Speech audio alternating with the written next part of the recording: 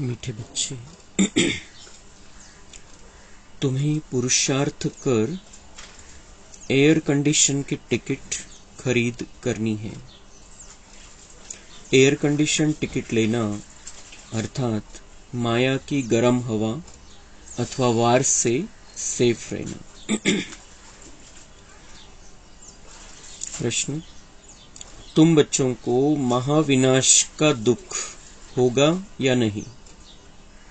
इसका पाप किस पर चढ़ता है? उत्तर, तुम्हें इस महाविनाश का दुख हो नहीं सकता, क्योंकि तुम तो फरिश्ता बनते हो। तुमको नॉलेज है कि अब सभी आत्माओं को मच्छरों सदृश वापिस घर जाना है। तुम्हें किसी की मौत पर दुख नहीं होता, क्योंकि तुम साक्षी हो, देखते हो। तुम जानते हो आत्मा तो सदा अमर है। इस विनाश का पाप किसी पर भी नहीं लगता। यह तो जैसे लड़ाई का यज्ञ रचा हुआ है। सभी लड़ मरकर घर वापस जाएंगे। यह भी ड्रामा की भावी है। गीत, महफिल में जल उठी क्षमा परवाने के लिए। ओम शांति। बच्चों ने एक लाइन गीत की सुनी। यह महफिल है किसकी? ज्ञान सागर की, जिसको फिर मनुष्य इंद्र की महफिल कहते हैं, इंद्र सभा। बहुत मनुष्य समझते हैं इंद्र पानी की वर्षा बरसाते हैं। बच्चे समझते हैं यह ज्ञान सागर परमपिता परमात्मा की सभा है। इसमें परवाने बैठे हैं, जीते जी इनके बन जाने अर्थात इस दुनिया से मर जाने के लिए, क्योंकि जीव आत्माओं को यह पुरानी दुनिया पसंद नहीं है। बाबा म्हणता ये महफिल है, सभा है ज्ञान सागर की। इंद्र सभा म्हणून ते कहाणी आलेली शास्त्रामध्ये, पण वास्तविक ही बाबांची सभा आहे, बाबांची महफिल आहे आणि आपण आत्मे त्याच्यावरती समर्पित होणार आहे। सोबत बसलेलो त्याच्या व्हायब्रेशन मध्ये, त्याच्या चिंतनामध्ये। और हम क्यों परवाने बने हैं? जीते जी इनके बन जाने अर्थात इस दुनिया से मर जाने के लिए, म्हणजे या दुनियेच्या प्रभावातून मुक्त होण्यासाठी, कलियुगी दुनियेच्या प्रभावापासून मुक्त होण्यासाठी आपण बाबांचे बनलेलो आहे। कलियुगामध्ये दुःख, अशांती, त्रास सगळं काही आहे। दिसायला वरती सुविधा आहे, आकर्षित करणारं बरंच काही आहे, पण त्याच्यामध्ये दुःख सामावलेलं आहे। तो इसलिए अब हमें ये पसंद नहीं है दुनिया। जो बाहर की दुनिया है वो पसंद नहीं है। हमें इस दुनिया को बदलना है, इस दुनिया को रहने लायक बनाना है, सुख शांति की दुनिया बनाना है।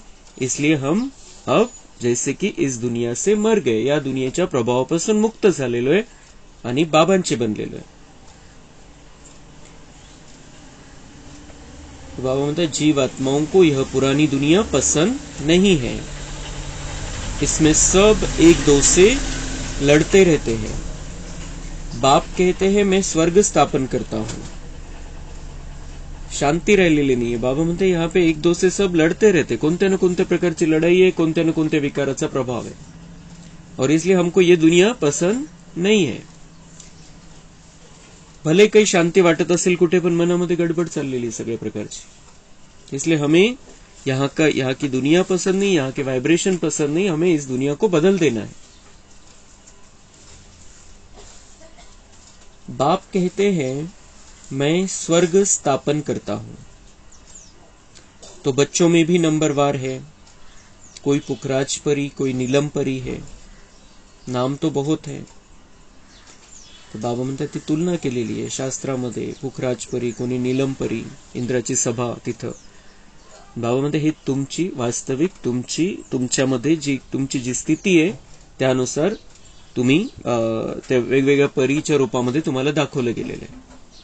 नंबर 12 तो हमें बाबा जो समझाता है उस हिसाब से चलकर अपने आप को परिवर्तन करके बहुत ऊंची लेवल की परी बनना है, फरिश्ता बन जाना है।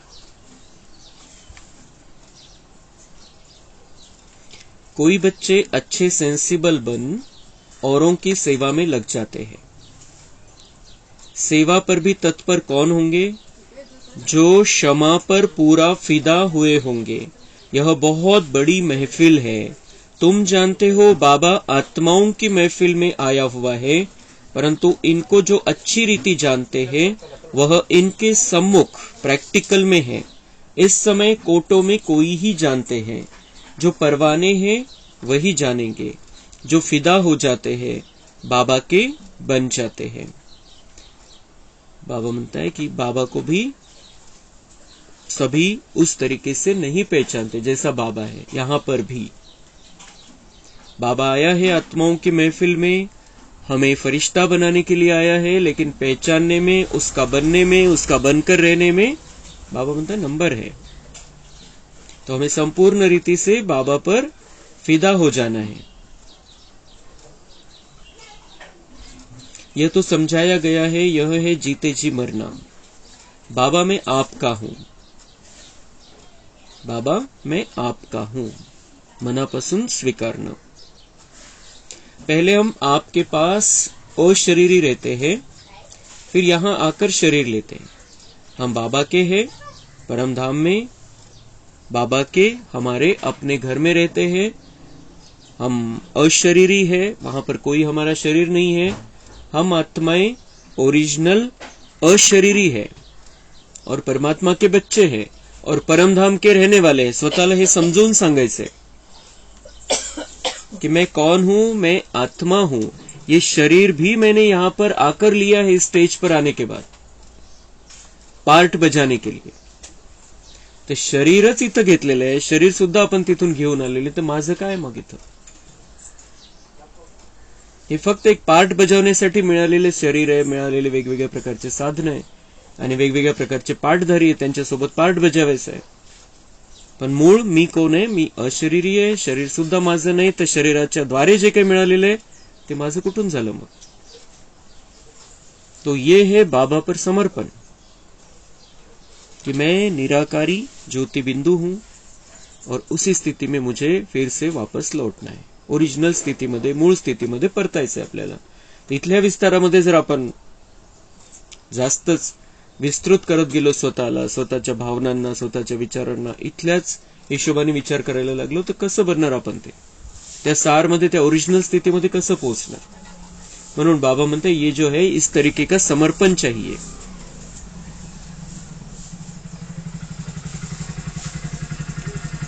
बच्चों को जो भी ज्ञान मिलता है यह और कोई दे नहीं सकता, क्योंकि बाप को नहीं जानते। तुम बच्चों को परमपिता परमात्मा आकर पढ़ाते हैं।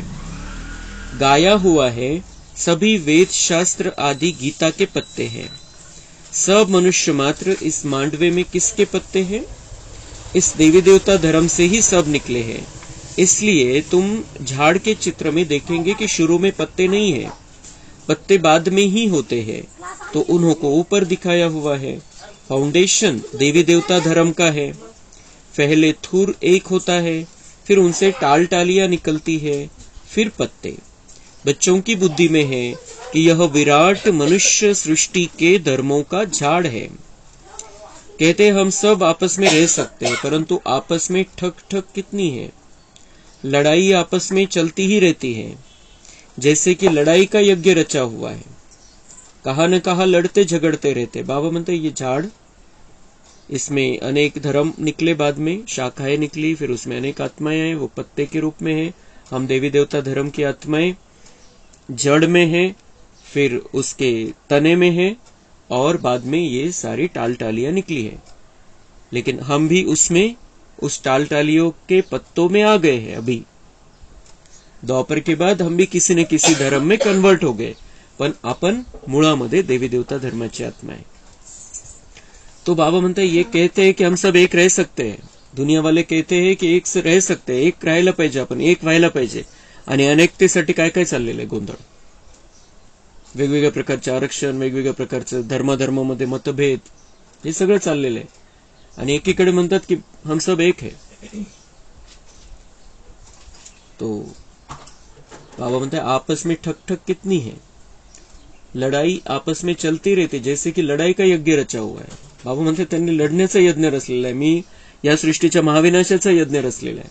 आणि त्यांची लढाई लढत राहतात आपसामध्ये एकमेकांशी कोणत्या ना कोणत्या कारणावरून, इथं पण आणि दुनियाभर मध्ये काही ना काही चाललेलं आहे. तो बाबा म्हणते जैसे की इन दुनिया वालों ने, आज की दुनिया वालों ने लड़ाई का यज्ञ रचा है, लड़ण्याचा, भांडण्याचा, और मैंने यज्ञ रचा है महाविनाश का, इस सृष्टि के महापरिवर्तन का. यह भी ड्रामा में नोंद है.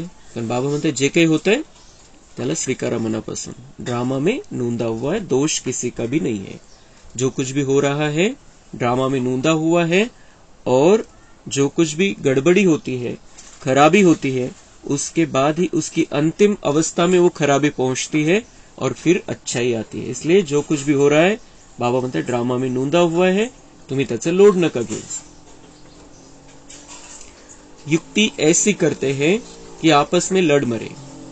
पहले हिंदुस्तान पाकिस्तान अलग थोड़ी ही था, सब इकट्ठे थे, गवर्नमेंट भी मजबूत थी, आपस में कोई लड़ नहीं सकते थे क्योंकि ऊपर में बड़े बड़े नवाब होते थे.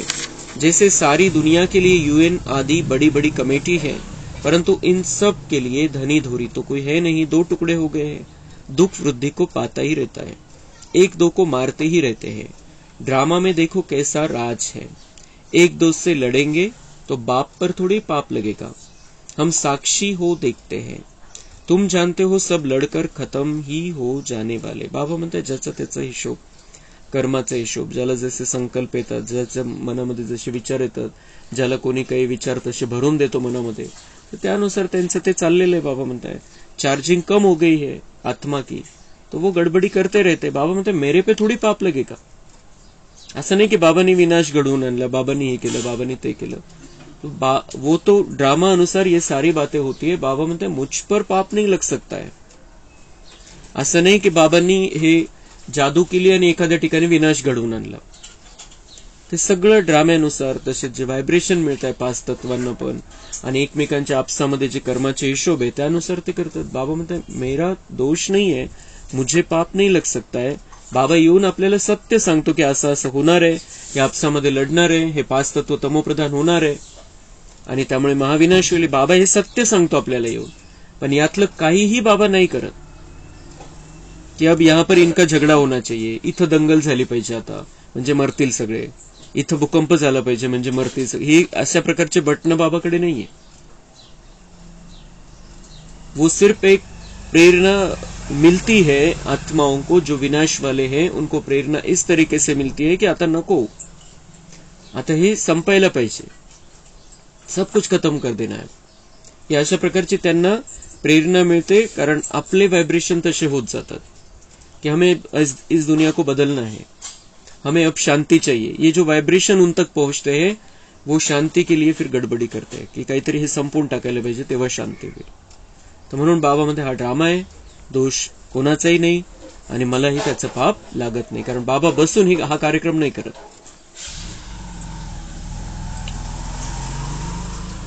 तुम तो फरिश्ते बन रहे हो, तुमको विनाश का भी दुख नहीं होता है. अब तो मच्छरों सदृश मरेंगे, फिर कौन किसको देखेंगे, यह राज तुम बच्चे ही जानते हो. तो बाबा म्हणता है तुम्हें तो किसी भी बात का, किसी भी मरने का, किसी के मरने का, या कोई कहीं पर विनाश होता है उसका दुख नहीं होता है. क्योंकि क्यों नहीं होता है दुख? क्योंकि ये जो कुछ भी होने वाला है सुख के लिए होने वाला है, अच्छे के लिए होने वाला है. भले ही पुराना मकान गिराने में तकलीफ होती हो, लेकिन ये पता होता है हमें कि इसके बाद नया बनने वाला है, तो इसलिए पुराने के गिरने का दुख नहीं होता है. तर तसं ही दुनिया आता संपूर्ण नवीन यायची आहे, तर ते संपण्याच्या प्रक्रियेमध्ये आपल्याला स्वतःला दुःखी नाही करून घ्यायचं. तो हमें अपने आप को अचल अडोल रखना है, स्थिर रखना है और खुशी की स्थिति में रहना है कि ये जो कुछ भी होने वाला है, जो महाविनाश के सीन आएंगे अच्छे के लिए आने वाले. स्वतःला आत्ताच मजबूत करून ठेवायचे. नई दुनिया में रहने वाले तो बहुत फर्स्ट क्लास चाहिए. बाबा म्हणतात नई दुनिया में रहने वाले बहुत फर्स्ट क्लास, म्हणजे स्थिती खूप चांगली पाहिजे. दिव्य गुण, दिव्य शक्तीने आपण भरलेलं असलं पाहिजे. पुरानी दुनिया तो खत्म होने वाली है, महाविनाश हो जाएगा और उसके बाद नई दुनिया आने वाली है, लेकिन हम वहां पर जाकर रहने वाली आत्माएं हैं. तो वहां पर रहने के लिए हमारी स्थिति भी उतनी ऊंची लेवल की चाहिए. तर ती चेकिंग करायची आपण, आपली स्थिती बनली का तशी सत्युगामध्ये राहण्यासारखी, तिथं जाऊन राहण्यासारखी. यहां कोई मरे तो तुमको थोड़ी दुख होगा, तुम तो साक्षी हो, देखते हो. इसने जाकर दूसरा शरीर लिया अपना पार्ट बजाने के लिए. बाबा म्हणताय इतकं सोपं करून टाका तुम्ही या गोष्टीला की हर आत्मा का अपना अपना पार्ट है और जब तक उसका उस शरीर में पार्ट है तब तक वहां पर रहती है. कोणी ही रोकू शकत नहीं त्याला कि उसका अगर जाने का समय आया है तो कोई भी रोक नहीं सकता है. कोई भी नहीं रोक सकता है, बाबा भी नहीं रोकता है. कारण त्यांनी जर थांबवलं कोणाला जाण्यापासून तर बाकीचे सगळ्यांचे हिशोब, त्याच्यासोबत तिकडच्यांचे हिशोब, इकडच्यांचे हिशोब सगळं बदलावं लागेल त्याला. इसलिए बाबा किसी की मृत्यु को रोक नहीं सकता है. लेकिन बाबा ने साथ साथ ये बात भी बताई हुई है, संगम युग में तुम्हें ये अमूल्य शरीर मिला हुआ है. तुम जितना विकारों से दूर रहेंगे, जितना तुम सतोगुनी अवस्था में रहेंगे, तो उस योग बल से तुम्हारे जो कोई समय तुम्हें मिला है वो बढ़ सकता है, क्योंकि श्वास गिनती के मिलते हमें. आणि जेव्हा आपण शांतीच्या स्थितीमध्ये राहतो तेव्हा श्वास थोडं आरामात आरामात चालतो आणि जेव्हा आपण विकारांच्या स्थितीमध्ये श्वास फास्ट होऊन जातो. तो अगर गिनती के श्वास मिले हैं तो हमारे हाथ में है, हम अपनी उम्र को बढ़ा सकते हैं. यहाँ पर ड्रामानुसार जब 5000 साल पहले भी हमने अगर हमारी उम्र बढ़ाई है तो अभी भी बढ़ा लेंगे. श्वास गिनती के, अगर विकारी स्थिति है तो जल्दी ये श्वास खत्म हो जाते.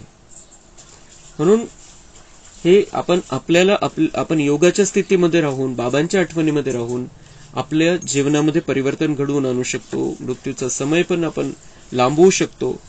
पण जर कोणी शरीर सोडलेलं आहे तो बाबा म्हणते उसमें तुम्हें दुख नहीं होना चाहिए, वो फिक्स है. उसका जो जाने का समय है वो फिक्स है, ड्रामा अनुसार उसने बनाया हुआ समय है. 5000 साल पहले भी उसी समय वो हुआ था, उसी समय उसने शरीर छोड़ा था. इस ड्रामा को कोई भी बदल नहीं सकता है. तो बाबा म्हणतात तुम्ही, आणि जर असं आपण एकेकाच्या मृत्यूमध्ये दुःखी होत राहिलो तर महाविनाश कसा बघणार आहे आपण.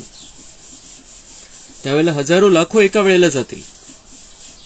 इसलिए हमें अभी से ये प्रैक्टिस करा रहा है बाबा कि ये मृत्यु मतलब मृत्यु नहीं है, आत्मा कभी मरती नहीं है, शरीर विनाशी है, आत्मा अविनाशी है.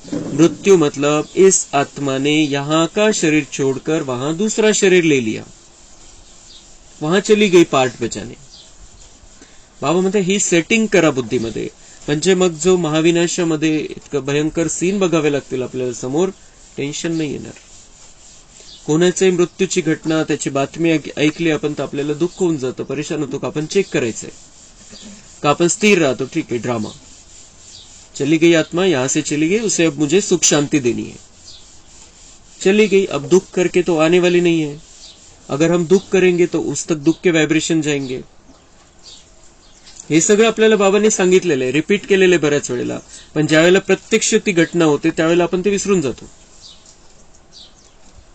म्हणून हे स्वतःला आपण वारंवार ही आठवण, जेव्हा जेव्हा बाबांचा पॉइंट असा मुरलीमध्ये येतो त्यावेळेला आपण स्वतःला पक्क करून घ्यायचंय की मी खूप हिम्मतवाली आत्मा आहे आणि ड्रामा मला माहिती आहे, ड्राम्याच्या पुढे तो कोणी जाऊ शकत नाही. तो जितना जितना हम ऐसा बीच बीच में पक्का करेंगे तो जिस समय कोई घटना हमारे सामने आएगी उस समय हम अचल अडोल रह सकते हैं. इसलिए बाबा बीच बीच में ये बातें बताकर हमें पक्का कराता रहता है. और ये प्रैक्टिस हो जाएगी तो महाविनाश में हम बहुत स्थिर रहेंगे. जर इथं आपण एकाच्या मृत्यूमुळे परेशान आहे तर तिथं काय होईल मग.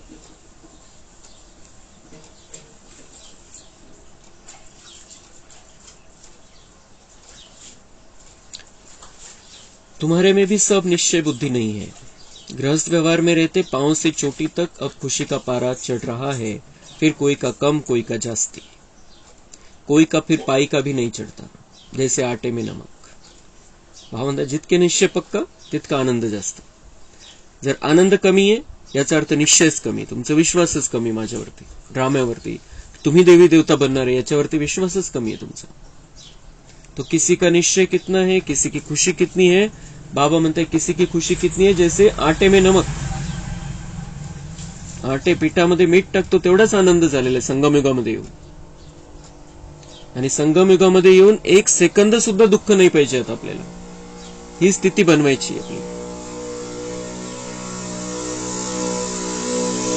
तुमको फीका ही कहेंगे. मालूम पड़ता है कि किन्हों को नारायणी नशा चढ़ता है, माता पिता की सेवा करते हैं.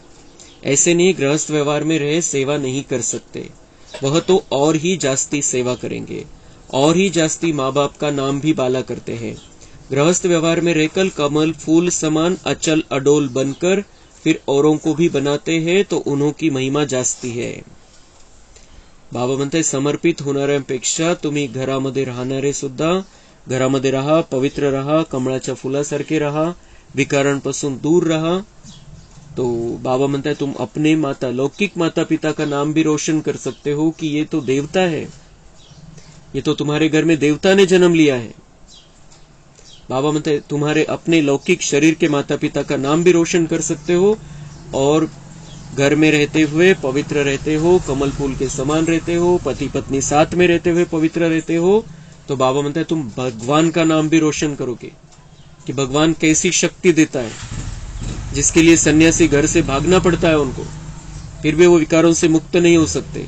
लेकिन यहाँ पर भगवान के बच्चे घर में रहते हुए भगवान से शक्ति लेकर पवित्र रह सकते हैं. तो बाबा म्हणता है घर में रहने वाले तो और भी ज्यादा सेवा कर सकते हैं. समर्पित वाल्यांना तर आपण म्हणू शकतो की तुमच्याकडे कुठे माया येते, तुम्ही कुठे एकत्र राहताय. आम्ही इथं एकत्र राहतोय, सगळ्या या कलियुगी संसारामध्ये राहतोय, तरी सुद्धा आम्ही याच्यापासून वाचलेलो आहे. कलियुगाच्या प्रभावापासून आम्ही स्वतःला दूर ठेवू शकतोय.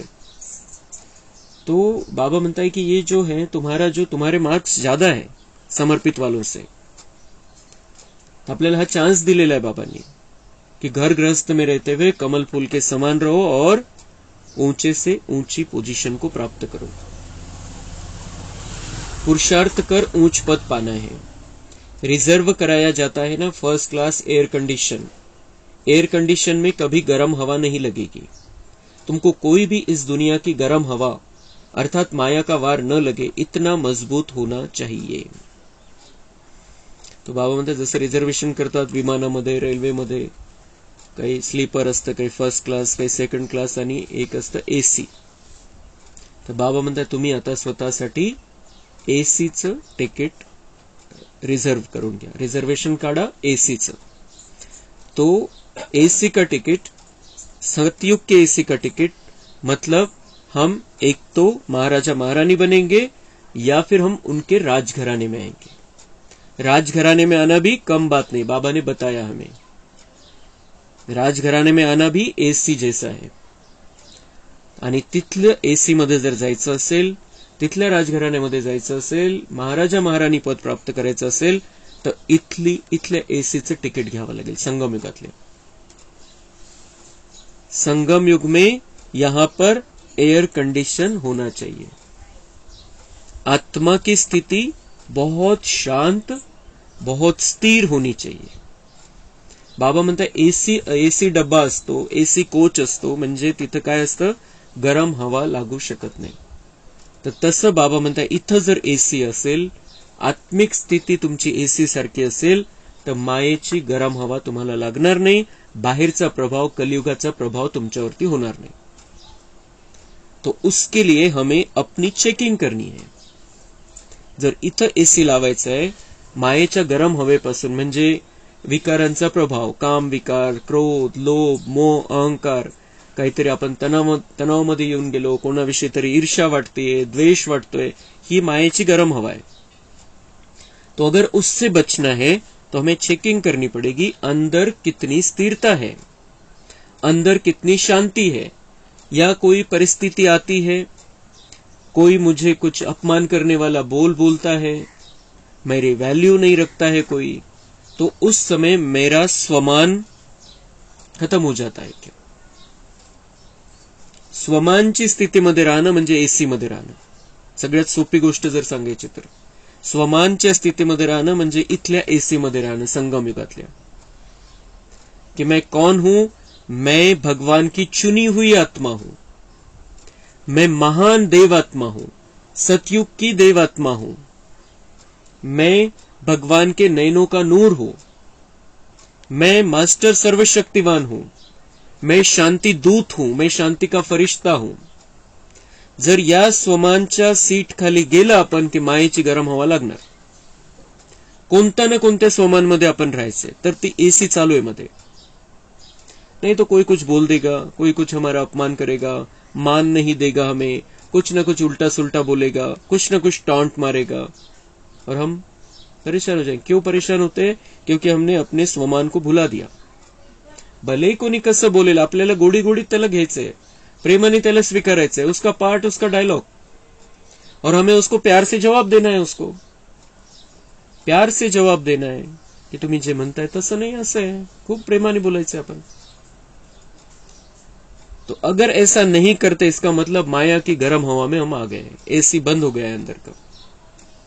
तो अगर वहां की एसी में जाना है तो यहां की एसी चालू रखनी पडेगी हमें, कंटिन्युअस. हे पक्क करायचं आपण. स्वतःला ह्या गोष्टी समजून सांगाव्या लागतील. आणि ती स्थिती बनली आपली की फरिश्ता स्थिती होऊन जाईल. आणि फरिश्तापासून मग आपल्याला इथं सेवा करता येईल, भरपूर प्रकारची सेवा करता येईल. और हम सच्चे अर्थों में बाबा के मददगार बन जाएंगे. स्वर्ग की स्थापना के कार्य में हमारा बहुत बड़ा हाथ रहेगा. और जो स्वर्ग की स्थापना के निमित्त बनेंगे वो क्यों नहीं राज करेंगे वहां पर जाकर. फिर जिन्होंने राजधानी बनाई है, जिन्होंने खुद ने बनाई है, उस स्थिति में खुद को रखा है, तो वही जाकर वहां पर राज करने वाले हैं. तर तिथल्या एसी साठी इथली एसी चालू करून घ्यायची आपण. कंटिन्यू चेक करायचंय, बंद तर नाही झाली एसी. बाबा ने बहुत तो साक्षात्कार करा दिया है कैसे राजधानी ट्रांसफर होती है. यहां ट्रांसफर होती है तो ब्राह्मण गुरुओं आदि को बुलाया जाता है. पहले की रस्म रिवाज बहुत अच्छी थी. जब वानप्रस्थ लेते थे तो बच्चे को बड़े प्रेम से गद्दी पर बिठाते थे कि अब तुम कारोबार संभालो. अभी तो बिल्कुल बूढ़े हो जाते हैं तो भी छोड़ते नहीं है. पहले बच्चे मातृस्नेही होते थे, अब तो मातृद्रोही बन पड़े हैं.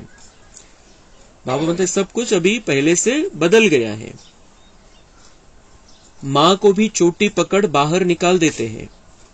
इसको कहा जाता है धुंधकारी, मातृद्रोही. आपण ऐकतो घटना, कशा कशा घटना होतात. आईला बाहेर काढून देतात, वेगवेगळ्या प्रकारे परेशान करतात, घरामध्ये ठेवून परेशान करतात. कोणी मग बाप एकीकडे तर आई एकीकडे, दोन भाऊ असतील तर ते वाटे करून घेतात. मी बापाला सांभाळतो, तो आईला सांभाळतो. तो इस तरीके का चल रहा है दुनिया में. अतिशय भयानक घनघोर कलयुग आलेला है. और इसीलिए हमें ये चाहिए कि अभी हमें अपनी फरिश्ता स्थिति बनानी, इस दुनिया को ऐसे रखना नहीं. अब हमें बहुत सुंदर संसार की स्थापना करनी है. उसके लिए हमें पहले अपने आप को उस स्थिति में सेट करना है. सतयुग में ऐसी बातें नहीं होती. तुमको तो बहुत खुशी होनी चाहिए. महफिल की महसूसता तुमको यहां आएगी. तर ही महसूसता, ही जाणीव होणं खूप आवश्यक आहे की आपण बाबांच्या मैफिलीमध्ये आपण आता आलेलो आहे. बाबा की सभा में है. मुरली क्लास भी बाबा की सभा है. और हम यहां से जाते हैं तो हम स्टेज पर जाते हैं. वहां पर भी बाबा मुझे देख रहा है. मेरा पार्ट बाबा के साथ में चल रहा है अभी. और बाबा मुरली के समय मुझे डायरेक्शन, इस सभा में बाबा बिठाता है, इसमें डायरेक्शन देता है कि तुम्हें क्या करना है, तुम्हारा पार्ट अब किस तरीके से होना चाहिए. जसं कोणताही पिक्चर असेल, कोणतंही नाटक असेल, त्याच्यामध्ये त्याचा जो निर्माता असतो, दिग्दर्शक असतो, तो सांगतो की तुला तुझा पार्ट कसा बजवायचा आहे, हे शिकवतो. आणि तो जर तसं काम करत नसेल तर डायरेक्टर काय करेल, त्याला काढून देईल. मग नाहीच करत असेल, नाहीच ऐकत असेल तर. लेकिन बाबा हमें निकालता नहीं है. बाबा हमें रोज रोज समझाता है कि तुम अब यहां से जाओगे, मुरली क्लास से जाओगे तो स्टेज है, दुनिया की स्टेज है, सब तुम्हें देखने वाले हैं कि मुरली में जाकर ये क्या करते हैं। तो उनको ये दिखाई देना चाहिए कि इनको भगवान सिखा रहा है।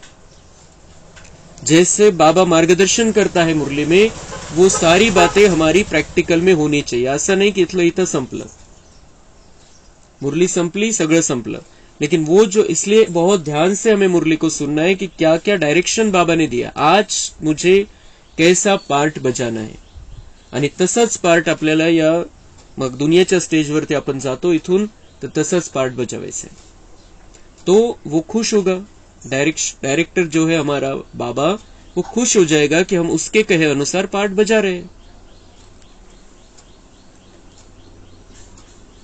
अभी संगम युग पर तुम सबसे ऊंचे हो, फिर सतयुग त्रेता में तुम्हारी डिग्री कम हो जाती है। अब तुम ईश्वरीय दरबार में बैठे हो। तुम जानते हो बाबा 21 जन्मों का वर्षा देने वाला है, उनको ही सब याद करते हैं, दूसरे सब दुख देने वाले हैं। दुख देने वाली चीज को हमेशा भूला जाता है। हे बाबा, हमारे तो आपको दूसरा न कोई। बच्चों को समझाया गया है कि आत्मा स्टार है, जिसको बिंदी भी कहते हैं। स्टार में तो ऐसे कोने होते हैं, बिंदी में नहीं होते। स्टार्स इसलिए कहते हैं क्योंकि तुलना की जाती है। लकी सितारे कहा जाता है। बिंदी रूप आत्मा में ज्ञान की चमक है। आत्मा बिंदी में सारा पार्ट है। बाप कहते हैं मुझ बिंदी में यह पार्ट है जो मैं भक्ति में बजाता आया हूँ। तुम बच्चों का सबसे जास्ती पार्ट है, क्योंकि तुम ऑल राउंड चक्र लगाते हो। तो चक्रवर्ती राजा भी तुम बनेंगे। दुख हो चाहे सुख हो, तुम ही पाते हो। मेरा पार्ट तुम्हारे जितना नहीं है। मैं वानप्रस्थ में चला जाता हूँ, फिर भक्ति मार्ग में मेरी सेवा शुरू होती है। याद भी करते हैं ड्रामा अनुसार। जिस जिस देवता की पूजा करते हैं साक्षात्कार फिर भी मैं कराता हूँ। यह ड्रामा में मेरा पार्ट है। वह समझते हैं हमको इनसे साक्षात्कार होता है, इनमें भी भगवान है।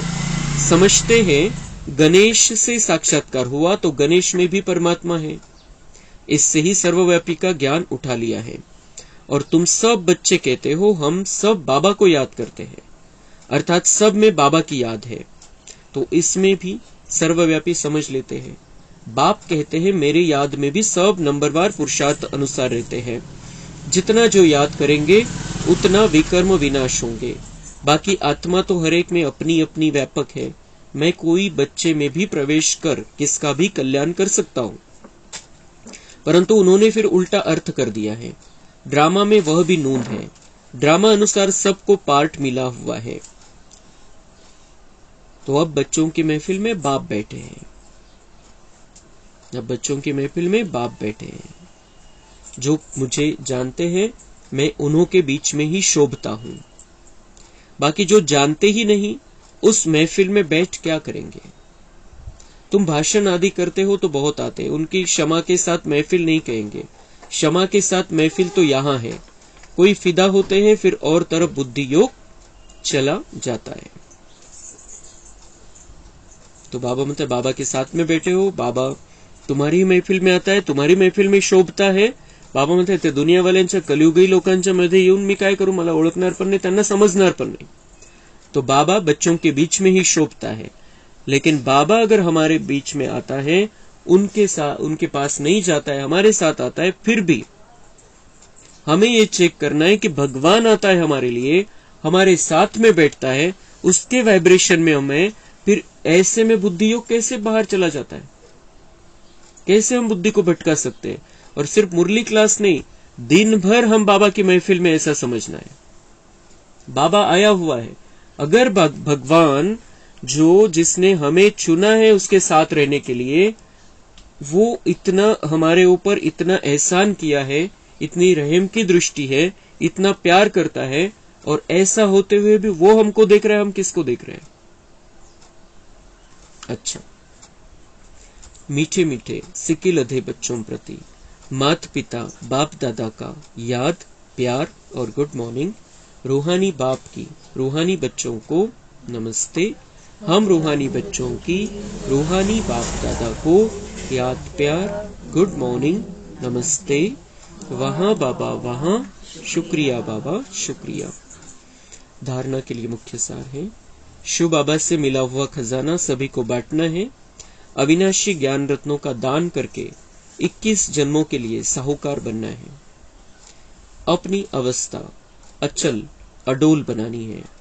गृहस्थ व्यवहार में रहते भी कमल फूल समान बन बाप का नाम बाला करना है। सेवा में तत्पर रहना है। वरदान है, संगम युग के इस नए युग में हर सेकंड नवीनता का अनुभव करने वाले फास्ट पुरुषार्थी भव। संगम युग पर सब कुछ नया हो जाता है, इसलिए इसे नया युग भी कहते हैं। यहाँ उठना भी नया, बोलना भी नया, चलना भी नया। नया अर्थात अलौकिक। स्मृति में भी नवीनता आ गई। बातें भी नई, मिलना भी नया, देखना भी नया। देखेंगे तो आत्मा, आत्मा को देखेंगे, शरीर को नहीं। भाई भाई की दृष्टि से संपर्क में आएंगे, दैहिक संबंध से नहीं। ऐसे हर सेकंड अपने में नवीनता का अनुभव करना। जो एक सेकंड पहले अवस्था थी वह दूसरे सेकंड नहीं, उससे आगे हो। इसको ही फास्ट पुरुषार्थी कहा जाता है। स्लोगन है, परमात्मा प्यार द्वारा जीवन में सदा अति इंद्रिय सुख व आनंद की अनुभूति करना ही सहज योग है। अच्छा, ओम शांति। कम बोलो, धीरे बोलो।